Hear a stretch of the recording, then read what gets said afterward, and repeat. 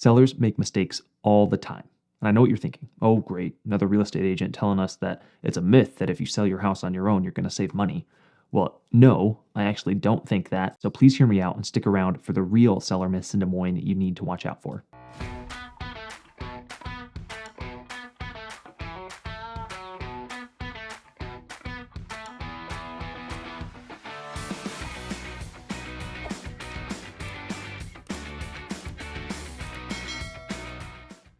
Myth number 1 is that staging your home is unnecessary. Well, did you know that staged homes typically sell 9 days faster than unstaged homes?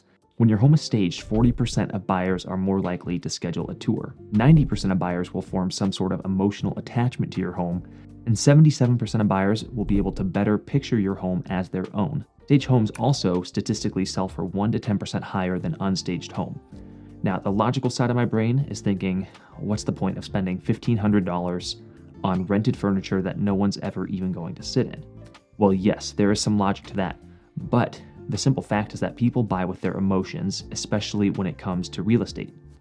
So if your home is vacant, there's a much higher chance that a buyer walking in is going to notice the scuffs on the wall, the roller marks you can still see from the painting, any imperfections in the carpet. When your home is staged, they form much more of an emotional attachment to your home, and their attention is drawn away from those imperfections they would otherwise notice. In a hot market like we're heading into, I often hear, well, I don't need to stage my home, it's going to sell quickly anyways. That's maybe true, but what's also true is that if you stage your home, many more buyers are going to be interested, and you are going to see a return on investment. I believe that so firmly. I want to quickly show you some before and after pictures from my favorite stager. I'm going to share my screen with you. Shout out to Lisa at 515 Home Staging. Okay, so I know that these are unprofessional photos for the before and then professionally taken after, but there is such a clear difference with how big the space feels, how nice it feels. The quality of home just seems so much higher. I really do firmly believe it has an enormously positive impact on your home sale. The second myth is that you can always come down on your price, but you can never go up. I don't know where this started, but I hear this all the time from home sellers when we talk about pricing their homes. The truth, though, is that it is much harder to recover from overpricing a home than it is from underpricing a home. Back to buyer psychology. How many times have you heard, oh, that house has been on the market for 5 months. It is definitely overpriced. Buyers always equate longer time on the market with lower value because there's a reason that home is not gone yet. When a home is first listed, there's a sudden surge in buyer activity. A lot of people are getting out there and looking at it. So it's crucially important to price that home right to generate excitement and a scarcity mindset that people think it's a great deal. If that is the case, you're going to get far more buyers interested in writing an offer and end up with a much better price and much better terms, a quicker sale, which means less mortgage payments and less taxes, than you would if you priced the home on the high end and everyone went in thinking, oh, I'm really not as excited about this $325,000 house that doesn't have the updates that the one next door had that sold for $320,000. Well, if you take that same home that you could have priced at $320, and let's say you price it at $290, let's say the actual fair market value of that house is $310. If you price it at $290, I've seen this so many times where a home can easily be priced $20,000 under its fair market value, and you'll have buyers come in and get so excited about it that they're willing to offer even more than $20,000 over the asking price. They're willing to go up to $25,000 over. They're willing to waive inspections. They're willing to do whatever it takes to get you to take their offer, within reason, of course. And that's why you can't go too low, because there is a point in which if you're too low, then people will start to think, oh, I'm not offering $80,000 more than that listing price, even if the home is really worth that much. That's why you need to have a real estate agent on your side who knows the market and who can strategically help you price your home to get as many buyers excited as possible and also maximize your return on investment.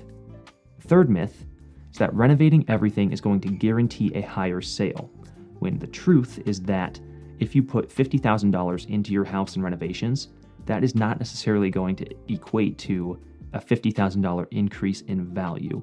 It is so hard to say even like, oh, a kitchen remodel is always going to yield a positive return on investment because there's such a wide range of what you can spend on that, or flooring or paint. all of that. I would say as a general rule of thumb, a fresh coat of neutral colored paint is going to be one of the safest investments you can make into your home before you sell. I have rarely ever seen that not yield a positive result for someone. I've actually never seen that not yield a positive result and a return on investment for someone. But to figure out which improvements are going to be good to make, this is another thing where you need to have someone who understands the market. You need to look at the comparable homes in your neighborhood. You need to figure out what of the high-end homes, what made them sell for higher than the rest of the homes. You need to be careful that you don't out-renovate your neighborhood and make your home too nice to where no one's willing to pay that much because the other homes in the neighborhood are not worth that much. There is a lot to consider. The fourth myth is that you will make more money if you hire a real estate agent. See what I did there? Everyone's like, oh, did he really just say that? Why would he say that? He's a real estate agent. Well, here's why. Because if you are confident in what you're doing and you're able to successfully accomplish a home sale on your own, I think that you can actually save money doing it on your own, just like you can with any house project. Similar to like installing floors on your own, doing a new tile shower, painting your house. You can save money if you want to take the time and energy and stress upon yourself to do it yourself. You can also hire attorneys to handle the paperwork. You can hire appraisers to tell you what the fair market value of your home is. I would say they probably don't have the sales and marketing expertise to get you the highest price possible, and it's also completely outside of their scope of practice. Selling a home takes time.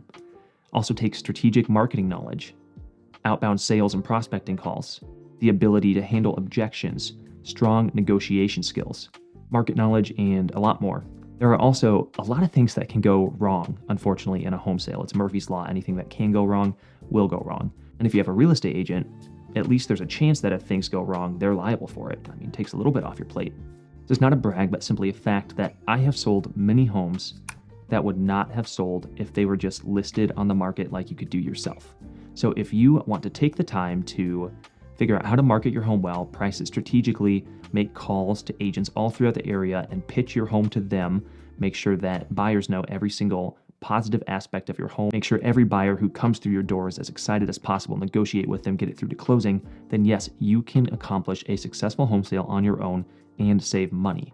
But otherwise, if you don't want to handle all of that, I truly believe that as an honest person who enjoys working in this field because I love to help people, you are going to be far better off hiring a good real estate agent. Notice I said good. There's a lot of agents who are going to charge you a lot of money to just take pictures of your home, throw it online, and hope a buyer shows up. You can do that yourself. All right, and that's where we are wrapping up today. If you have any questions or want more details on any of this, my number is going to be on the screen and also in the description below. And if you've watched this far and you are considering selling your home or moving within or to the Des Moines area, just have one simple request of you, that you at least give me the chance to interview for that job. I think you'll be glad you did. And I have plenty of other videos like this all about Des Moines and the real estate process here in central Iowa on my channel. I'll see you guys on the next one.